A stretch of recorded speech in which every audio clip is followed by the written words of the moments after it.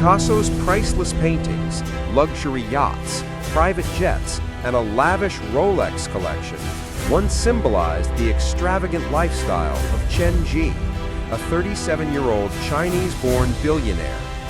He was known as a successful entrepreneur, a prominent philanthropist, and the chairman of Prince Holding Group, one of Cambodia's largest conglomerates. However, that glamorous image was torn apart by an indictment from the U.S. Department of Justice, exposing the mastermind behind the largest cryptocurrency fraud empire in history, one that involved forced labor camps and billions of dollars in stolen funds before becoming the target of an international criminal investigation.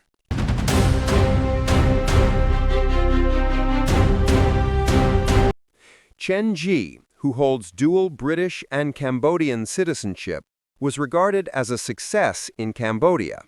He founded Prince Holding Group in 2015 and rapidly built it into a multi-sector business empire with an investment portfolio exceeding USD 2 billion just in real estate alone. The group's projects span across Cambodia, most notably the bustling Prince Plaza shopping center in Phnom Penh.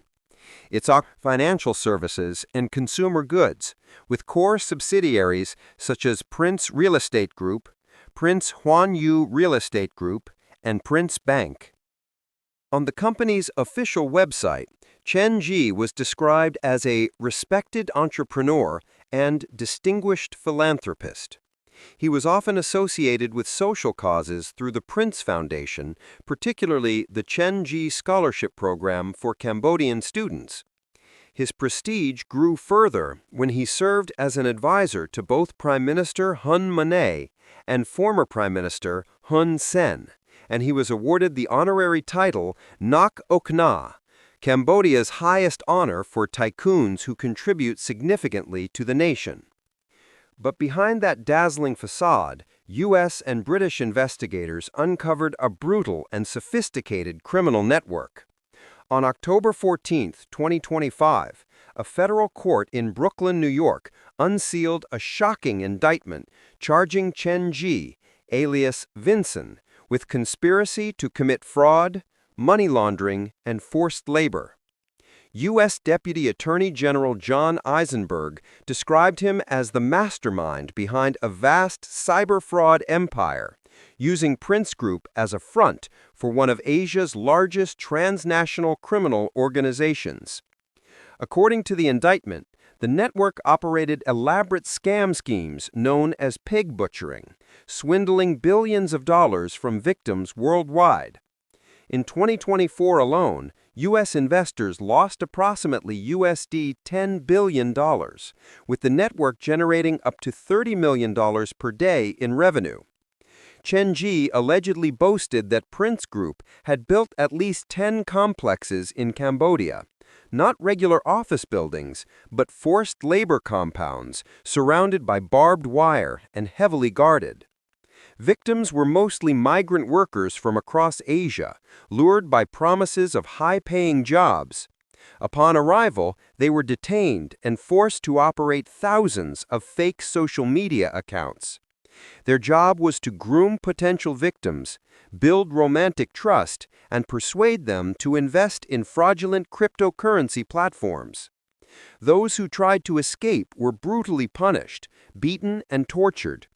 The indictment reveals that Chen Zhi personally approved at least one assault, but ordered, "Don't kill him." Photos in the case file show victims with severe facial and bodily injuries.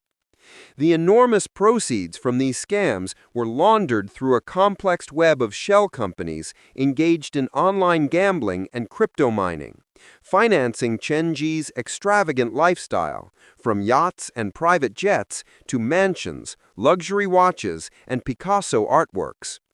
The investigation led to the largest digital asset seizure in U.S. history. Authorities confiscated 127,270 Bitcoin, worth about USD $15 billion, which could be used to compensate victims if approved by the court. the U.S. Treasury designated Prince Group as a transnational criminal organization, sanctioning Chen Zhi, 3 Singaporean nationals, and 126 related entities, mostly shell companies based in the UK. Authorities froze Chen Zhi's all assets, including a €12 million mansion in North London, a €100 million office building in central London, and multiple luxury apartments. Chen Zhi is currently a fugitive. If captured, he could face up to 40 years in prison. His case is not isolated, but part of a broader epidemic of cyber fraud spreading across Southeast Asia. According to a United Nations report in 2023, around 100,000 people were forced to work in Cambodia, 120,000 in Myanmar, and tens of thousands more in Thailand, Laos, and the Philippines. Jacob Daniel Sims, a transnational crime expert at Harvard University, identified Prince Group as a cornerstone of the global cybercrime ecosystem, with Chen Zhi at its core. He noted that sanctions had cut off the oxygen supply of the network and sent a strong message to nations that tolerate elite-driven criminal enterprises. The downfall of Prince Group is not merely the fall of a billionaire. It's a stark warning about the dark side of the digital economy, where financial technology and organized crime intersect, creating security challenges no country can tackle alone. The fight against such criminal empires, experts warn, will be long and arduous. According to blockchain analytics platform Accom Intelligence, U.S. authorities may have seized an additional $2.4 billion worth of Bitcoin from Chen Zhi. The billionaire allegedly operated his fraud empire from Cambodia. Accom's report shows large amounts of Bitcoin being transferred from wallets linked to the crypto mining firm Lubian, suggesting that these were part of a government seizure. Combined with earlier confiscations, this brings the total to more than 127,000 Bitcoin. Accom noted that the newly seized Bitcoin is stored in wallets not yet sanctioned or referenced in court documents, possibly part of an unannounced forfeiture. The platform, known for its advanced blockchain tracking capabilities, was also the first to detect suspicious movements related to the Lubian hack, a major incident dating back to December 2020, when 127,426 Bitcoin, then worth $3.5 billion, were stolen from Lubian, a top-tier Bitcoin mining company with operations in China and Iran. Lubian once controlled nearly 6% of global Bitcoin mining capacity. Neither Lubian nor the hackers ever publicly acknowledged the theft. The stolen Bitcoin remained dormant until June 2024, when they were transferred to new wallets and later traced to addresses linked to Chen Zhi. On October 14th, the U.S. Department of Justice filed its indictment against Chen Zhi, charging him with wire fraud and money laundering conspiracies tied to Prince Group's global online scam network. The indictment detailed how Prince Group laundered illicit profits through legitimate-looking companies, including crypto mining, to generate clean Bitcoin untraceable to crime proceeds. One of these companies was Lubian. Alongside the charges, the DOJ confirmed the largest asset seizure in U.S. history, 127,000 Bitcoin belonging to Chen Zhi, identifying them as the same coins stolen from Lubian in 2021. The filing listed 25 Bitcoin wallet addresses, all linked to Lubian accounts controlled by Chen Zhi. The DOJ stated it now manages the seized Bitcoin, valued at $15 billion, marking the biggest confiscation in U.S. government history. Analysts believe Bitcoin market movements in June and July 2024 were part of this asset transfer to U.S.-controlled wallets.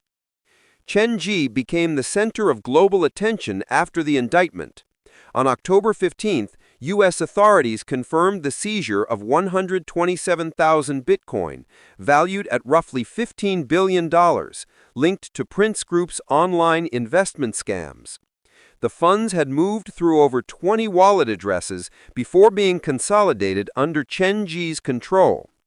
The UK government also froze $176 million worth of his assets, including real estate and other holdings, while both the US and UK imposed sanctions on 146 companies connected to his online fraud operations, among them Prince Group. Born in 1987 in China, Chen relocated to Cambodia around 2010 and obtained Cambodian citizenship in 2014. Chen Zhi began his career running an internet cafe before expanding into finance in 2015 when he founded the lending institution Vimo Prince Finance.